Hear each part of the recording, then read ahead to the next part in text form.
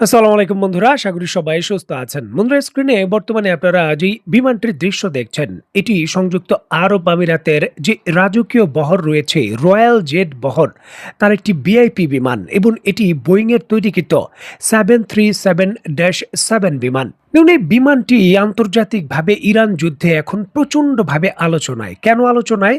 কারণ এই বিমানটি A6-RJF নামক একটি ফ্লাইটের অংশ হিসাবে আবুধাবি থেকে সরাসরি তেহরানের যে মেহেরাবাদ বিমানবন্দর রয়েছে সেখানে অবতরণ করেছে এবং প্রায় 1 ঘন্টা এই বিমানটি সেই বিমানবন্দরে অবতরণের পর সেখানে একটি পণ্য খালাস করে তারপর ফিরে এসেছে।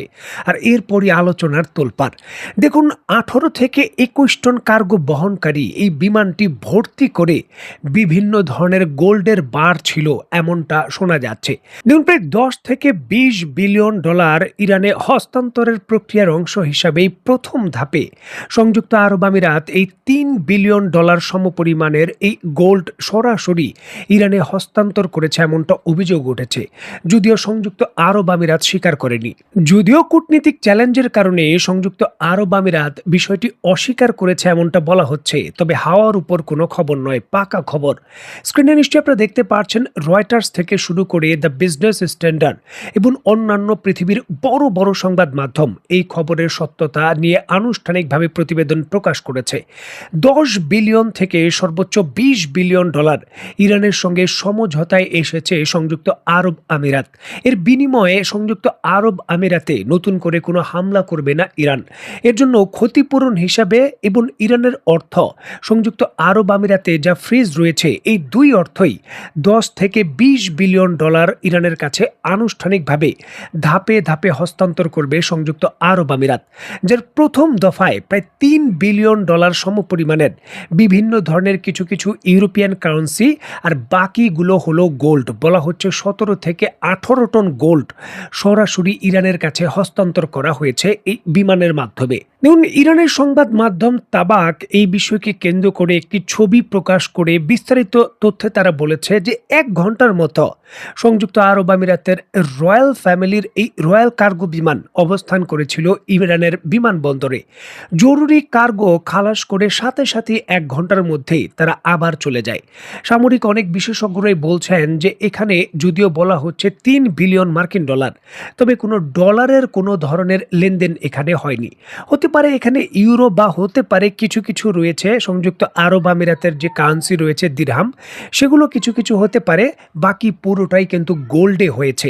দেখুন, ইরানের অ্যাকচুয়ালি কি পরিমাণ অর্থ সংযুক্ত আরব আমিরাতে ফ্রিজ রয়েছে তার সঠিক তথ্য জানা যায় না, তবে যেমনটা জানা যাচ্ছে সংযুক্ত আরব আমিরাতে নতুন করে হামলা করবে না ইরান।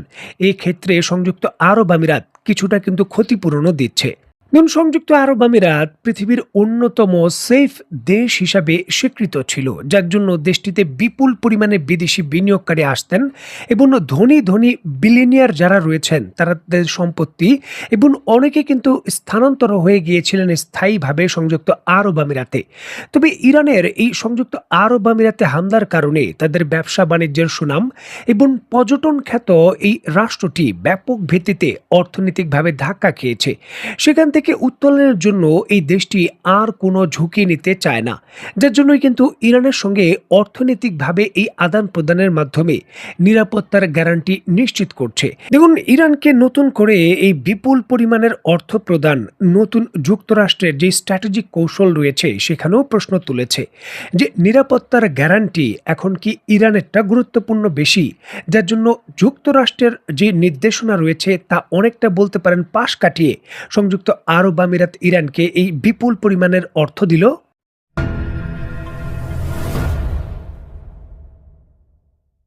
দেখুন, সংযুক্ত আরব আমিরাত তার দেশের ভেতরে ফ্রিজ থাকা ইরানের যে অর্থ রয়েছে সেগুলো আর রাখতে চায় না, সেগুলো তারা ইরানের কাছে হস্তান্তর করবে, যার অধীনে 3 বিলিয়ন ডলার সমপরিমাণের সম্পত্তি হস্তান্তর হয়েছে। বিভিন্ন সংবাদ মাধ্যম দাবি করছে যে শুধুমাত্র ইরানের সম্পদ নয়, ইরান যে ক্ষতিপূরণ দাবি করেছিল তার একটি অংশ হিসাবে অতিরিক্ত অর্থও সংযুক্ত আরব আমিরাত এখানে দিচ্ছে। যদিও এই বিষয়গুলো সরাসরি সংযুক্ত আরব আমিরাত স্বীকার করেনি, তারা অস্বীকার করেছে। তবে এই নতুন কৌশল এবং এর বাস্তবতা সরাসরি যুক্তরাষ্ট্রের ভবিষ্যৎ ইরান নিয়ে যে কৌশল এবং রণনীতি, সেখানে বড় ধরনের প্রশ্ন তৈরি করেছে। দেখুন, বলা হচ্ছে ইরান যাতে নতুন করে হামলা না করে এই জন্যই এই অর্থ সংযুক্ত আরব আমিরাত ইরানকে দিচ্ছে। এখন প্রশ্ন হলো, যুদ্ধবিরতির চুক্তি যদি হয় তাহলে তো নতুন করে হামলা করার প্রশ্নই আসে না। তাহলে কেন সংযুক্ত আরব আমিরাত এই অর্থ প্রদান করবে? তাহলে কি চুক্তিটি হবে না? এই ধরনের চূড়ান্তভাবে রিপোর্ট রয়েছে সংযুক্ত আরব আমিরাতের কাছে, বা হামলা যে কোনো মুহূর্তে শুরু হয়ে আরো বড় ধরনের পাল্টা হামলা হতে পারে, এই আশঙ্কায় কি তড়িঘড়ি করে সংযুক্ত আরব আমিরাত ইরানকে অর্থ দিয়েছে? এই সকল বিষয়গুলোই কিন্তু নতুন করে মধ্যপ্রাচ্যের যে সামরিক সমীকরণ রয়েছে তার পরিবর্তনের ইঙ্গিত দিচ্ছে। দেখুন, সংযুক্ত আরব আমিরাত যুক্তরাষ্ট্রের একটি স্ট্র্যাটেজিক পার্টনার। যুক্তরাষ্ট্র থেকে বিপুল পরিমাণের আকাশ প্রতিরক্ষা ব্যবস্থা সংযুক্ত আরব আমিরাত ক্রয় করে। তবে রিসেন্টলি তারা যুক্তরাষ্ট্রের পরিবর্তে দক্ষিণ কোরিয়ার যে আকাশ প্রতিরক্ষা ব্যবস্থা রয়েছে সেটা উড়িয়ে এনেছে। গতকালকে এই বিষয়ে আপনাদের আমি রিপোর্ট প্রদান করেছিলাম, একটি ভিডিও দিয়েছিলাম। পরিষ্কারভাবেই কিন্তু ইঙ্গিত দিচ্ছে যে সার্বিক পরিস্থিতি ধাপে ধাপে হয়তো চীনের মধ্যস্থতায় বা অন্য কোনো শক্তির মধ্যস্থতায় অন্যদিকে যেতে পারে। আপনারা নিশ্চয়ই জানেন, যুদ্ধকালীন পরিস্থিতির মধ্যেই সংযুক্ত আরব আমিরাতের যিনি ক্রাউন প্রিন্স ছিলেন তিনি কিন্তু চীন সফর করেছিলেন। ওই সময় বিষয়টি নিয়ে প্রচণ্ডভাবে উত্তাপ তৈরি হয়েছিল যে মধ্যপ্রাচ্যের দেশগুলো হয়তো যুক্তরাষ্ট্রের প্রভাব বলয় থেকে এই শান্তিকালীন পরিস্থিতি বা নিজেদের নিরাপত্তার গ্যারান্টির জন্য নতুন কোনো শক্তির উৎস খুঁজছে।